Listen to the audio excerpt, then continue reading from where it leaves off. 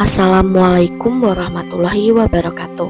Selamat datang di video pembelajaran mengenai dinamika sistem politik dan ekonomi Indonesia pada masa demokrasi parlementer. Di sini kita akan mempelajari bersama mengenai materi-materi menarik yang tentunya akan memperkaya pemahaman kita semua. Nah, kira-kira apa saja sih materi yang akan kita pelajari pada hari ini? Terdapat 5 materi utama yang nantinya kita akan pelajari bersama. Yang pertama adalah sistem pemerintahan, yang kedua adalah sistem kepartaian, yang ketiga adalah pemilihan umum tahun 1955, yang keempat adalah pemikiran ekonomi nasional, dan yang kelima adalah sistem ekonomi liberal. Jadi, tanamkanlah rasa ingin tahu dan mari kita mulai.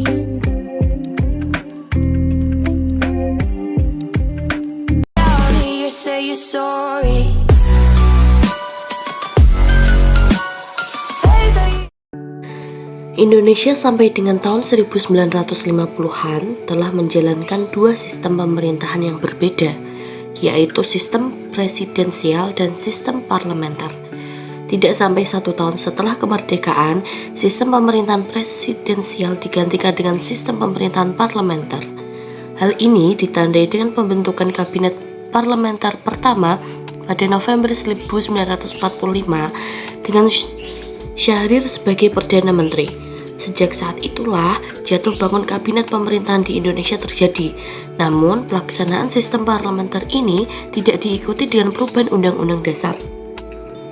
Baru pada masa Republik Indonesia Serikat pelaksanaan sistem parlementer dilandasi oleh konstitusi, yaitu Konstitusi Republik Indonesia Serikat. Begitu juga pada masa demokrasi liberal, pelaksanaan sistem parlementer dilandasi oleh Undang-Undang Sementara 1950 atau dikenal dengan Konstitusi Liberal. Demokrasi liberal. Yang pertama, Kabinet Natsir bertugas mulai tanggal 6 September 1950 sampai 21 Maret 1951. Dipimpin Perdana Menteri Muhammad Natsir dari Masyumi. Program pokok kabinet ini adalah yang pertama, mengupayakan ketentraman dan keamanan. Yang kedua, konsolidasi dan penyempurnaan struktur pemerintahan. Ketiga, penyempurnaan organisasi angkatan bersenjata. Keempat, penguatan ekonomi rakyat. Dan yang kelima, penyelesaian masalah Irian Barat.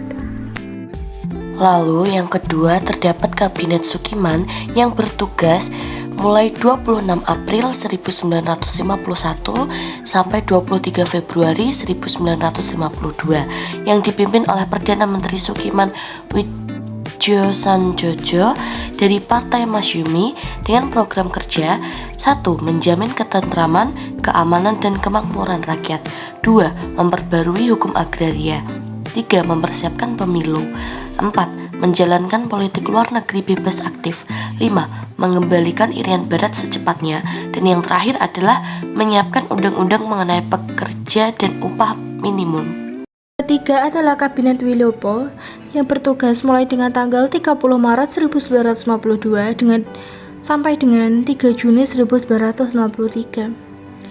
Dipimpin oleh Wilopo dengan program kerja yang pertama, menyelenggarakan pemilu, meningkatkan kemakmuran dan pendidikan rakyat, memulihkan keamanan, menyelesaikan permasalahan dengan Belanda, mengembalikan Irian Barat ke dalam wilayah Republik Indonesia, menjalankan politik luar negeri bebas aktif. Selanjutnya yang keempat adalah Kabinet Ali Sastroamidjojo I yang bertugas mulai dari tanggal 30 Juli 1953 sampai 21 Juli 1955, dipimpin oleh Perdana Menteri Ali Sastroamidjojo dari Partai PNI dengan program kerja: 1. Meningkatkan kemakmuran dan keamanan. 2. Menyelenggarakan pemilu secepatnya. 3. Melaksanakan politik luar negeri bebas aktif. 4. Meninjau kembali persetujuan KMP. Dan 5. Menyelesaikan perselisihan politik. Yang kelima adalah Kabinet Bahanuddin Harahap yang mulai bertugas pada tanggal 12 Agustus 1955 sampai dengan 3 Maret 1956 yang dipimpin oleh Bahanuddin Harabab dari Masyumi dengan program kerja yang pertama, pemulihan wibawa pemerintahan, menyengkelkan pemilu, mempercepat pembentukan parlemen baru, melakukan desentralisasi, mengatasi inflasi dan memberantas korupsi, memperjuangkan pengembalian Irian Barat, melakukan politik kerjasama Asia Afrika.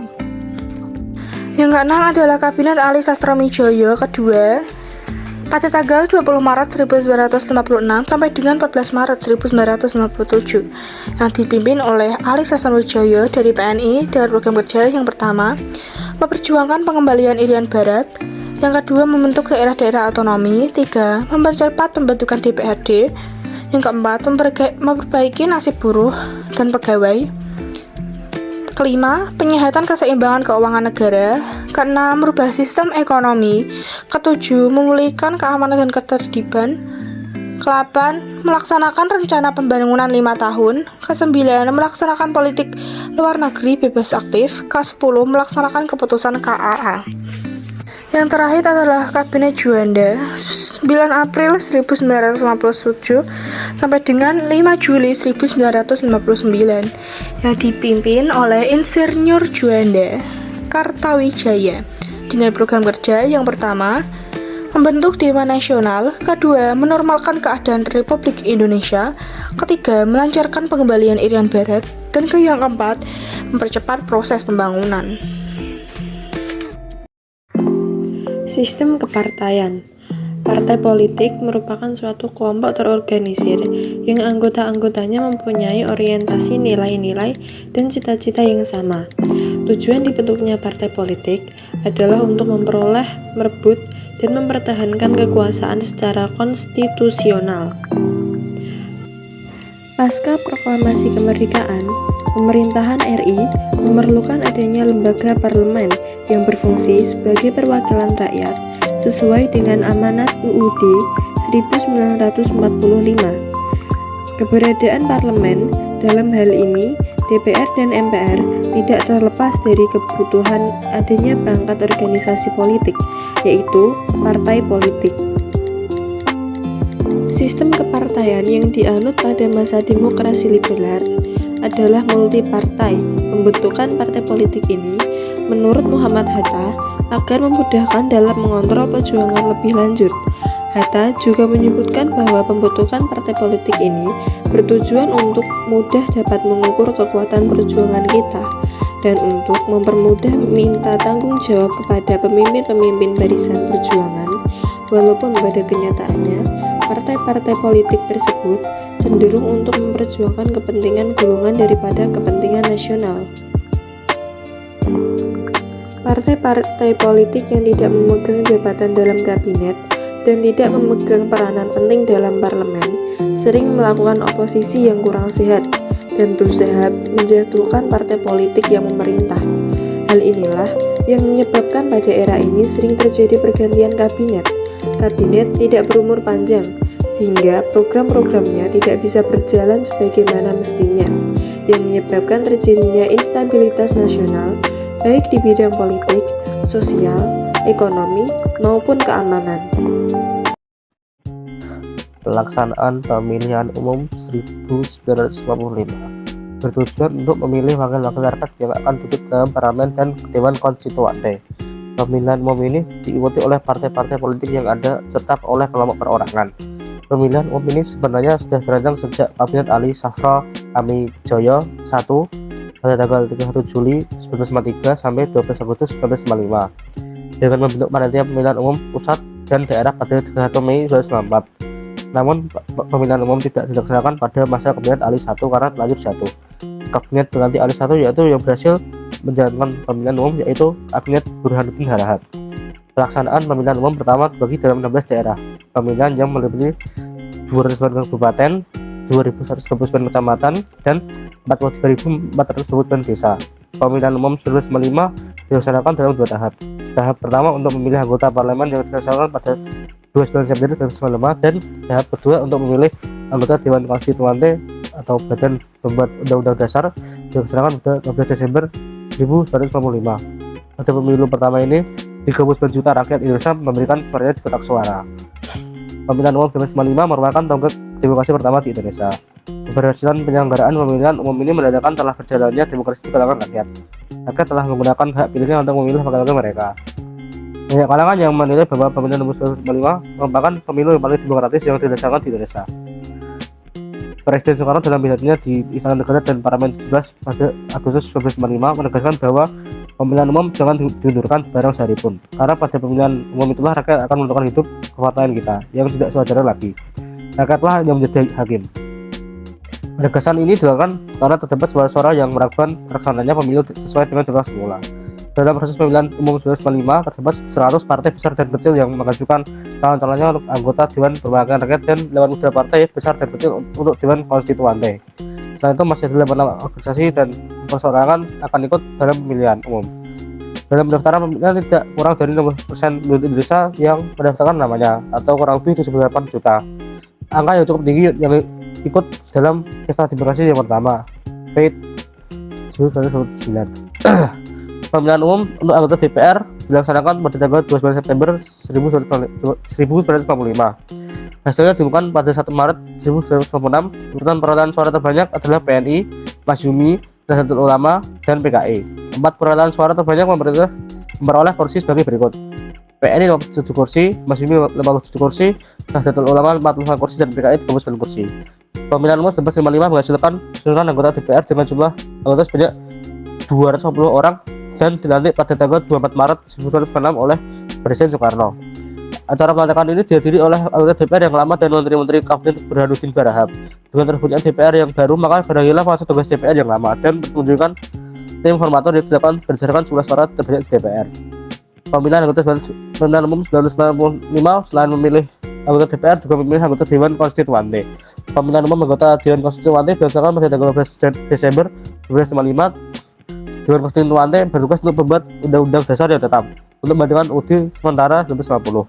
Hal ini sesuai dengan ketetapan yang tercantum pada pasal 124 UUD sementara 1950 yang berbunyi, konstituante atau sedang membuat undang-undang dasar bersama pemerintah kelas lekasnya menetapkan undang-undang dasar Republik Indonesia yang akan mematikan undang-undang dasar sementara ini.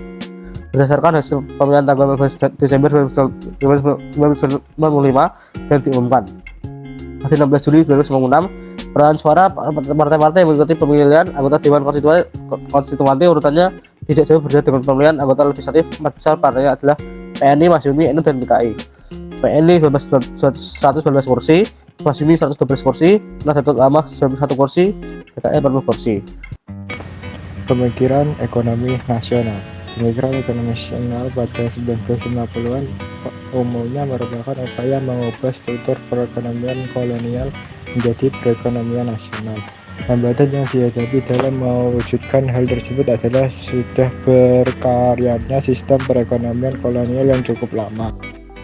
Warisan ekonomi kolonial membawa dampak perekonomian Indonesia banyak didominasi oleh perusahaan asing dan ditopang oleh perusahaan etnis Cina sebagai penggerak perekonomian Indonesia.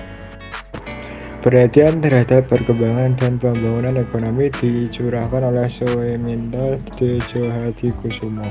Ia berpendapat bahwa pembangunan ekonomi Indonesia pada hakikatnya adalah pembangunan ekonomi baru.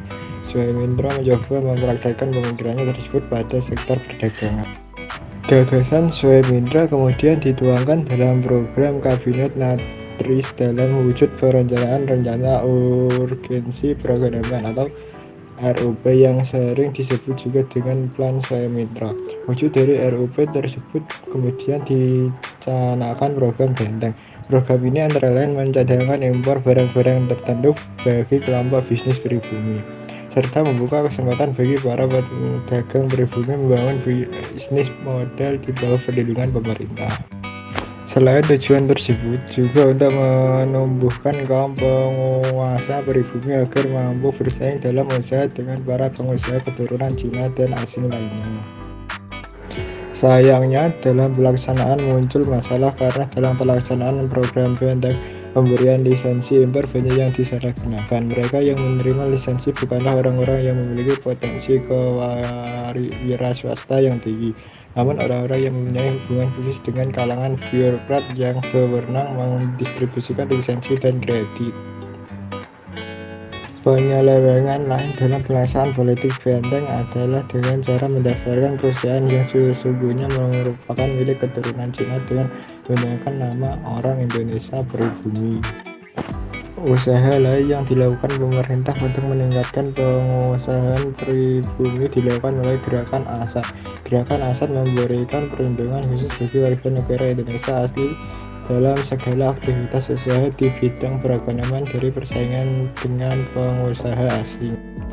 Pemerintah selain melakukan upaya pembaikan jangka panjang juga melakukan upaya perbaikan jangka pendek untuk menguatkan perekonomian Indonesia. Salah satunya adalah mengurangi jumlah uang yang beredar dan mengatasi defisit anggaran. Usaha pembangunan ekonomi nasional lainnya dijalankan dengan kebijakan nasionalisasi perusahaan-perusahaan asing. Nasionalisasi ini berupa tindakan pencabutan hak milik Belanda atau asing yang kemudian diambil alih atau ditetapkan statusnya sebagai milik pemerintah Republik Indonesia. Contoh beberapa perusahaan yang dinasionalisasi misalnya NV, KPM atau Koninklijk Paketvaart Maatschappij menjadi PT Bentley, KNILM Koninklijk Nederland Inzet Luchtvaart Maatschappij yang kemudian dibentuk Garuda Indonesia Airways, dan perusahaan minyak Borneo Petroleum Maatschappij. Wah, nggak kerasa ya kita sudah berada di akhir materi pada dinamika sistem politik dan ekonomi Indonesia masa demokrasi parlementer. Kita saat ini akan membahas sistem ekonomi liberal. Teman-teman pasti sudah tahu ya bahwa sesudah pengakuan kedaulatan, pemerintah Indonesia itu menanggung beban ekonomi dan keuangan yang cukup berat. Hal ini merupakan dampak dari disepakatinya ketentuan-ketentuan konferensi meja bundar, yaitu meningkatnya nilai utang Indonesia. Struktur perekonomian yang diwarisi dari penguasa kolonial masih berat sebelah. Nilai ekspor Indonesia yang pada saat itu masih sangat tergantung pada beberapa jenis hasil perkebunan yang nilainya jauh di bawah produksi pada era sebelum Perang Dunia II. Nah, terdapat permasalahan nih yang dihadapi oleh bangsa Indonesia pada saat itu. Terdapat dua masalah, yaitu permasalahan jangka pendek dan permasalahan jangka panjang. Permasalahan jangka pendek yang dihadapi pemerintah Indonesia pada saat itu adalah tingginya jumlah mata uang yang beredar dan meningkatnya biaya hidup. Sedangkan permasalahan jangka panjang yang dihadapi pemerintah adalah bertambahnya jumlah penduduk dengan tingkat hidup yang rendah. Beban berat yang sudah saya sampaikan tadi itu merupakan konsekuensi dari pengakuan kedaulatan. Pada era ini, pemerintah mengalami defisit sebesar 5,1 miliar. Defisit ini sebagian besar berhasil dikurangi dengan pinjaman pemerintah dan kebijakan ekspor impor barang, terutama ketika pecah Perang Korea. Namun, sejak tahun 1951, penerimaan pemerintah mulai berkurang. Hal ini disebabkan karena menurunnya volume perdagangan internasional. Indonesia sebagai negara yang berkembang tidak memiliki komoditas ekspor lain kecuali dari hasil perkebunan. Kondisi ini membawa dampak perkembangan perekonomian Indonesia yang tidak mengarah pada stabilitas ekonomi, bahkan yang terjadi adalah sebaliknya. Di sisi lain, pengeluaran pemerintah semakin meningkat akibat tidak stabilnya situasi politik sehingga angka defisit semakin meningkat. Di samping itu, pemerintah belum berhasil meningkatkan produksi dengan memanfaatkan sumber-sumber yang masih ada untuk meningkatkan pendapatan nasional. Kelemahan pemerintah lainnya adalah politik keuangannya tidak dirancang oleh pemerintah Indonesia sendiri, tetapi dirancang oleh pemerintah Belanda.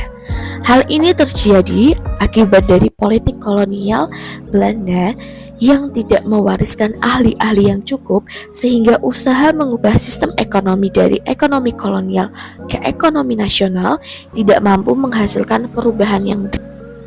Nah, kira-kira kebijakan apa sih yang ditempuh pemerintah untuk menanggulangi permasalahan tersebut? Jadi, kebijakan yang ditempuh pemerintah untuk menanggulangi permasalahan tersebut diantaranya adalah melaksanakan industrialisasi yang dikenal juga dengan rencana Swamitro. Sasaran yang ditekankan dari program ini adalah pembangunan industri dasar seperti pendirian pabrik-pabrik semen, pemintalan, karung, dan percetakan. Kebijakan ini diikuti dengan peningkatan produksi pangan, perbaikan sarana dan prasarana, serta penanaman modal asing. Pada masa pemerintahan Kabinet Burhanuddin Harhab, Indonesia mengirim delegasi ke Belanda dengan misi merundingkan masalah finansial ekonomi atau sering juga disebut FINEK. Perundingan ini dilakukan pada tanggal 7 Januari 1956. Rancangan persetujuan FINEK yang diajukan Indonesia terhadap pemerintah Belanda adalah sebagai berikut. Yang pertama, pembatalan persetujuan FINEK hasil konferensi meja bundar. Yang kedua, hubungan FINEK Indonesia-Belanda didasarkan atas hubungan bilateral. Dan yang terakhir adalah hubungan FINEK didasarkan atas undang-undang nasional, tidak boleh diikat oleh perjanjian. Kira-kira usulan tersebut diterima tidak ya oleh Belanda? Sayangnya tidak, teman-teman. Usulan Indonesia ini tidak diterima oleh Belanda, sehingga pemerintah Indonesia secara sepihak melaksanakan rancangan FINEK-nya dengan membubarkan Uni Indonesia Belanda pada tanggal 13 Februari 1956 dengan tujuan melepaskan diri dari ikatan ekonomi dengan Belanda. Lalu, apakah ada upaya lain yang dilakukan oleh pemerintah Indonesia pada saat itu? Tentu ada, teman-teman. Upaya yang dilakukan lainnya adalah upaya pembentukan Biro Perancang Nasional pada masa Kabinet Ali yang kedua, dengan tugas merancang pembangunan jangka panjang. Biro ini dipimpin oleh Insinyur Juanda yang kemudian diangkat menjadi Menteri Perancang Nasional.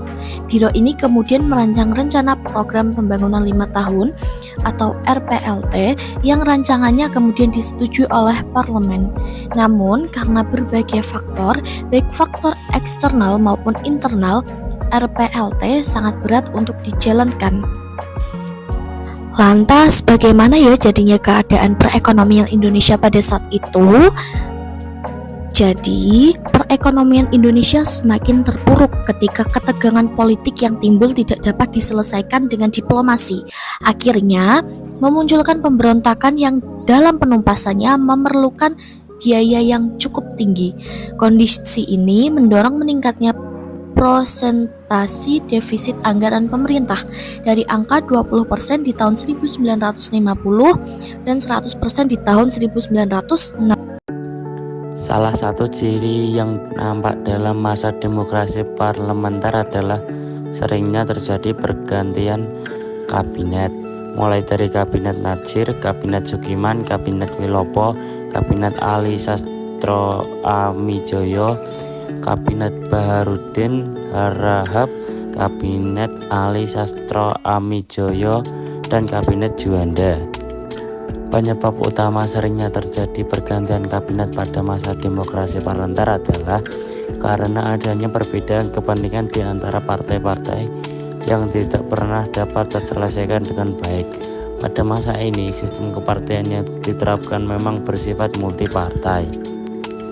Pemilu pertama di Indonesia berhasil dilaksanakan pada masa demokrasi parlementer dan menampilkan 4 partai besar dalam perolehan kursi hasil pemilu: PNI, Masyumi, NU, dan PKI. Dalam bidang ekonomi, kebijakan ekonomi yang diterapkan pada 1950-an umumnya merupakan upaya untuk menggantikan struktur perekonomian kolonial menjadi perekonomian nasional.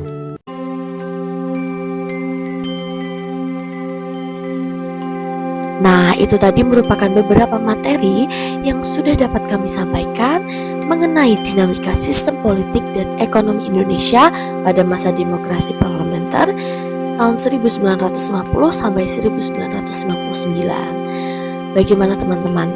Materinya sangat amat menarik kan? Harapan kami adalah semoga materi yang sudah kami sampaikan dapat bermanfaat bagi kita semua. Amin ya rabbal alamin. Wassalamualaikum warahmatullahi wabarakatuh.